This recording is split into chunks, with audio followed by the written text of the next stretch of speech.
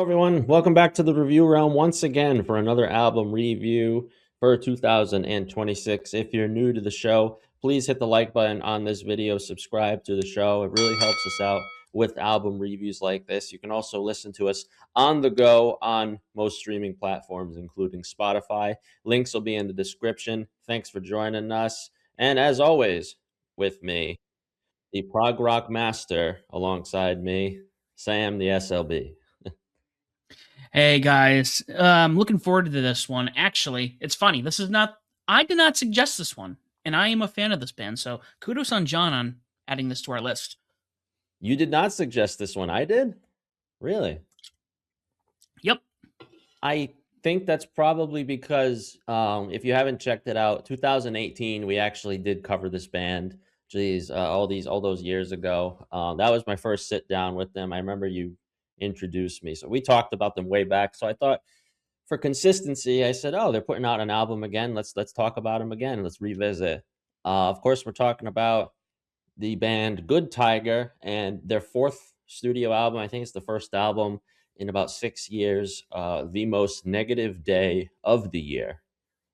I've had plenty. I've had some of those, but yeah, this is album number four for this band.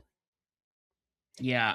What I was gonna say when we were talking about this, because I was looking at the lineup, it's formed with Elliot Coleman, who was formerly of Tesseract. He did some other projects. I don't have him pulled up in front of me right now. The guitarist of the Safety Fire, like another post-hardcore prog metal band. I actually saw it Between the Buried and Me years ago. That's how I kind of came across them. Um, the drummer was Alex Rudinger, who's actually with Trivium now. But on this album, the drummer is Matt Halpern from Periphery. So a lot of music that I enjoy. So I don't know who the overall lineup here is. But what I was going to say is, I don't know if this band's even a side project. I was going to say, is it a side project? This is a side project. Nope, this is a. I don't know. But I'm glad we're talking about them. Yeah. I was trying to figure out the ins and outs of this band too, and it seems like it's a little difficult to do that. But at least we consistently know who the vocalist is and all that. So yeah, right off the bat, Sam, I'll say I did not enjoy this album at all. So we're going to have very similar takes here. All right. Okay. Start off with the singles. For those of you who've listened to Good Tiger, I still think the first album's the best. I have to go back and revisit the other two albums. Um, the first two singles sounded like Good Tiger. It sounded like what we were expecting on this album. I enjoyed the singles, and there was like I think one other track on here. I think it was Get Hope. But John, singles thoughts? Yeah, so the singles, one of the singles, When Death First Appeared, and then the other one was Decades on My Feet. I feel like they it felt like they weren't really showcasing themselves a lot. And I felt like, I know you got to have singles. I felt, I guess if you were to have singles, that these would be the ones that have. I don't know. I felt like with Decades on My Feet, just three songs into the album, I said, I feel this album will not have a lot to offer.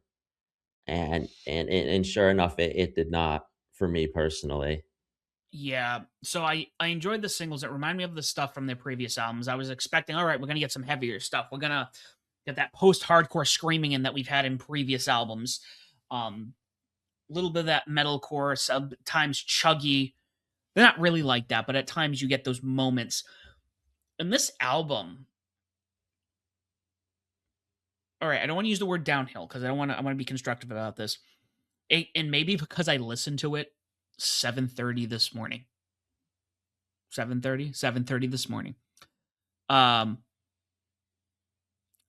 it gets very slow and mellow, very ambient. Um which I love. I love that kind of music.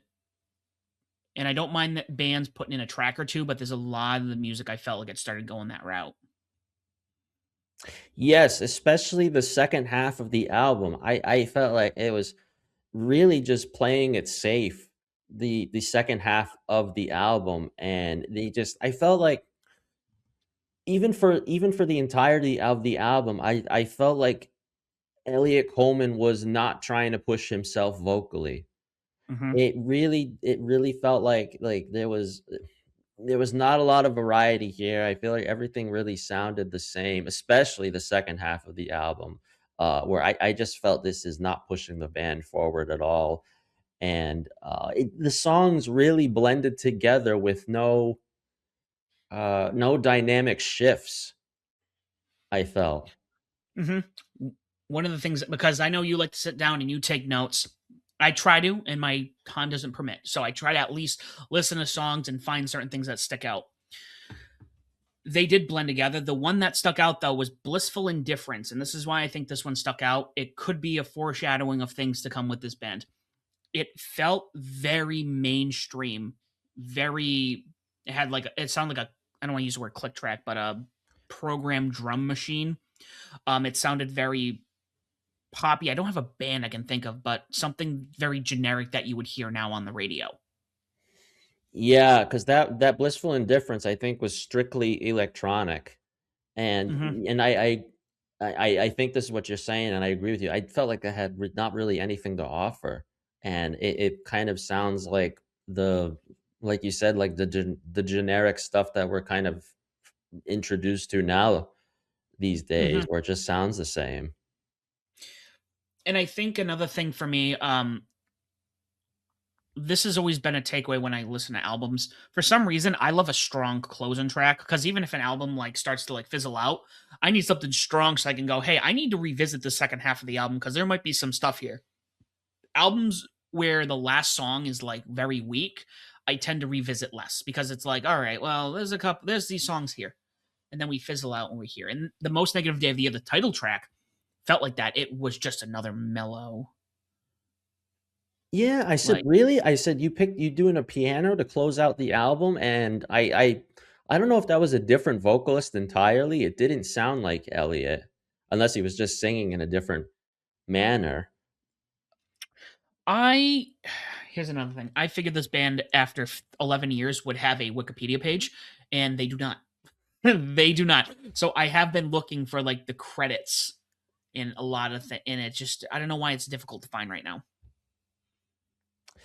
Yeah, it's just I and you know what, Sam? I was confused because so I went back to our review of that we did in 2018 Hmm. of the album then, and I went back and I was confused because I said, "Huh," I said, "I thought I felt a little bit better about this band previously." And Hmm. going back, I was indifferent, of them too. I was not super excited, but I thought the talent was there, and I think I liked bits and pieces of that album, and I think you spoke very highly of that album at that time.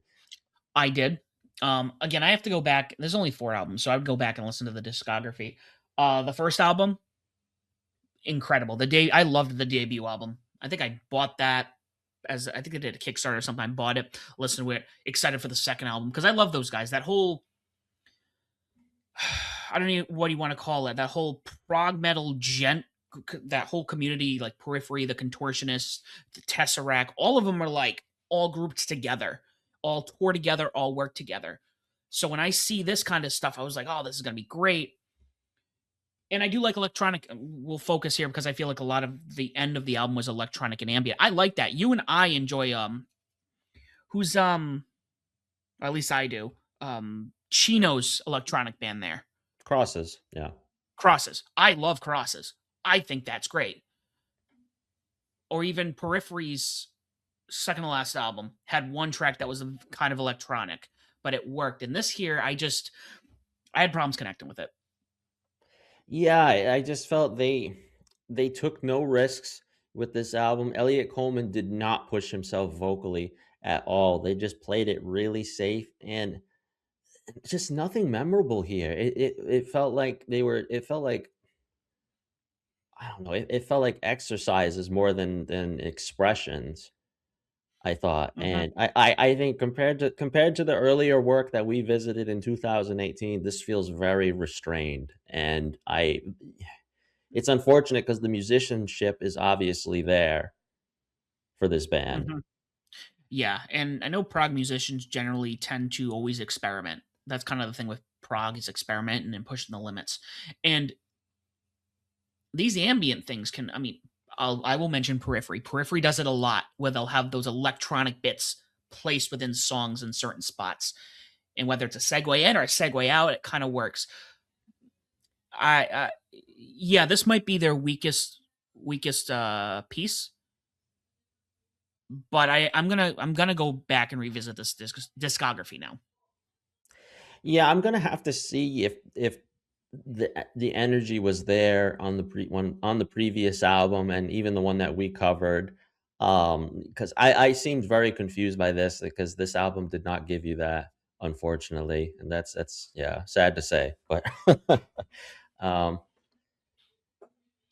yeah, overall that's it's wish it was a more positive note, but I feel like we had some, you know, some construction there on the critique, and we weren't just shitting on the entire thing, you know? Um, but yeah, but guys, that's pretty much our thoughts on the new album from Good Tiger. Sound off in the comments if you feel the same way. Maybe you saw something in this album that we had not. So feel free to share with us. Always encourage that. Don't forget to subscribe to the Review Realm. That's another album review for us, guys. Thanks for listening, and as always, do not forget to join the Bedlam.